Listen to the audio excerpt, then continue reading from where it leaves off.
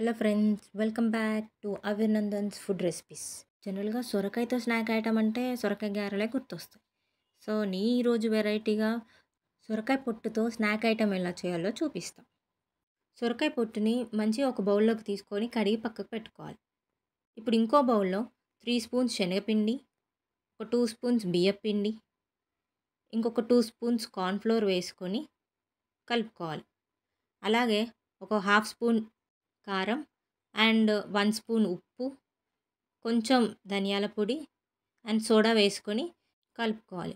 కొంచెం ఓమ కూడా వేసుకోవచ్చు.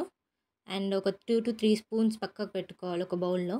అండ్ ఆల్రెడీ ఈ పిండిని వాటర్ పోసుకొని కలుపుకోవాలి. పకోడీ పిండిలా కలుపుకోవాలి. ఇప్పుడు సొరకాయ పొట్టును ఒక్కొక్కటి తీసుకొని రౌండ్గా రోల్ చేసుకుంటూ సొరకాయ రోల్ని పకోడీ పిండిలో డిప్ చేసి మళ్ళీ పొడి పిండిలో డిప్ చేసి నూనెలో వేసుకోవాలి. మనం సపరేట్గా పిండిలో డిప్ చేయకుండా కూడా వేసుకోవచ్చు. కాకపోతే క్రిస్పీనెస్ అనేది తక్కువ ఉంటుంది.